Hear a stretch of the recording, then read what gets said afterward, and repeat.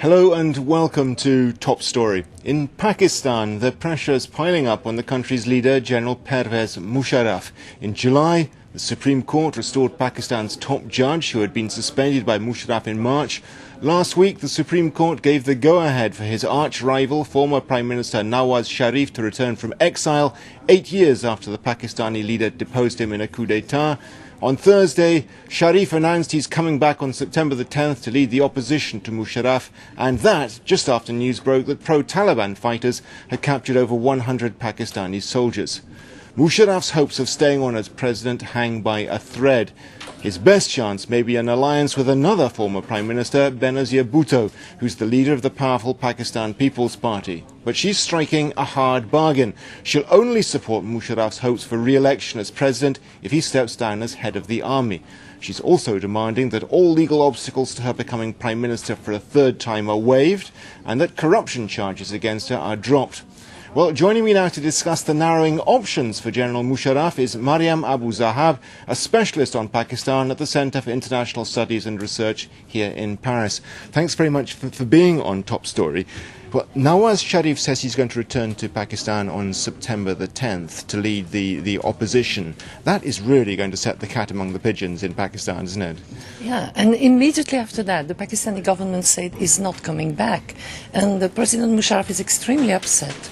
And he contacted the Saudi authorities and asked them to put pressure on Nawaz Sharif that he shouldn't come back before December 2010.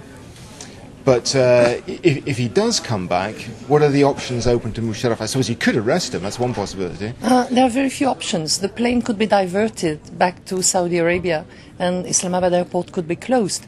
And the second option is he could be sent to jail immediately, but it's something which the Supreme Court will definitely not accept. And if he were sent to jail, he would immediately be released on bail. And I don't suppose that General Musharraf has much confidence in the Supreme Court at the moment either. No, and it's obvious that the Supreme Court is on confrontation with President Musharraf, and the Supreme Court said again that Nawaz Sharif has the right as a Pakistani citizen to come back to Pakistan. So say he does come back as he says he intends to on September the 10th. Would he have enormous popular support?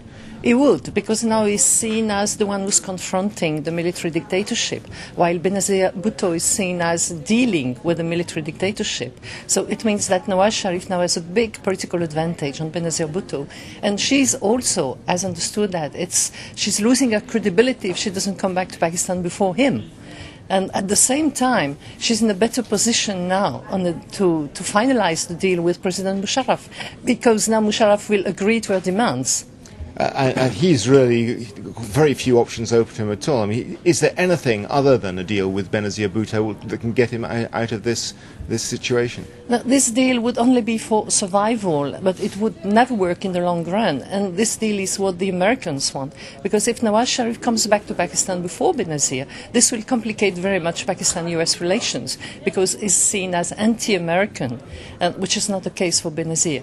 And the Americans, they need Musharraf, and he knows that. That's his only strength. He knows that America needs him in the war against terror. But if Benazir Bhutto does strike a deal with Musharraf, is that enough to get him elected by Parliament as president?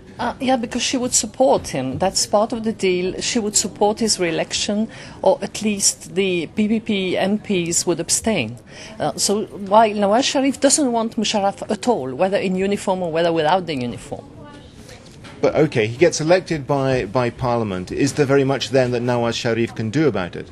Yeah, because then we'll have street politics, and because the Pakistani people, they don't want Musharraf anymore. They don't want his uniform, and they don't want him anymore. And straight after the election of Musharraf, there would be parliamentary elections as well? There should be parliamentary elections before the end of the year, and that's where the real struggle is. So this is really a big risk that Benazir Bhutto is taking by aligning herself with Musharraf. It is. Because she stands to lose when it comes to the parliamentary elections. Yes, yeah, that's a risk, because she's seen as not wanting a real change but peaceful transition.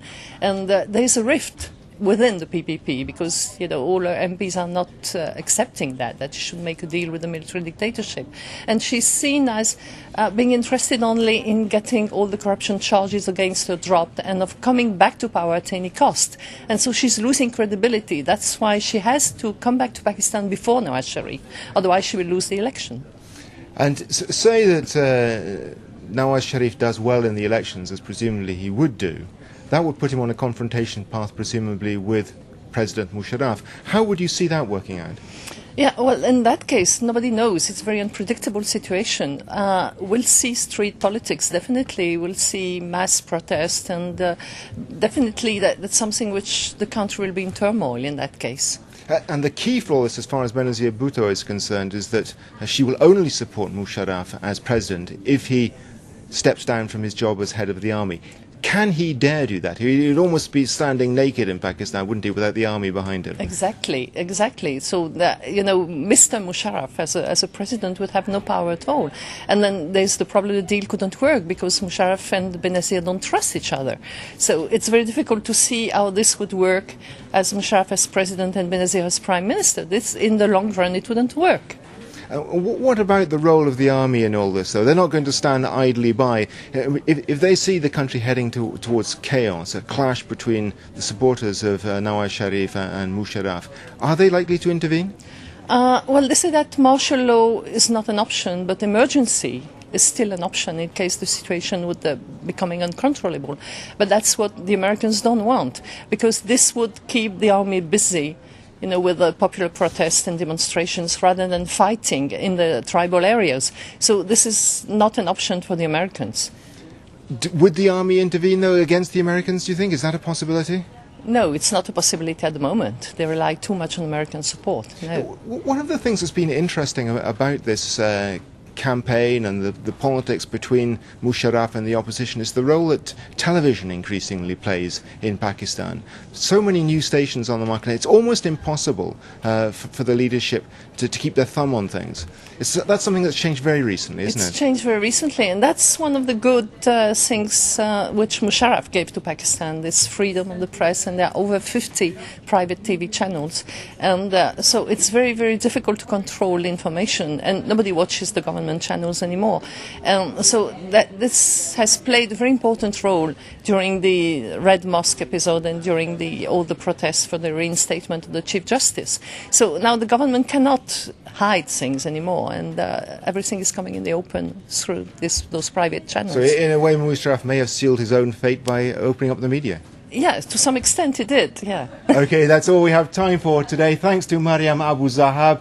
Join us again next week for another edition of Top Story. Have a good weekend. Goodbye.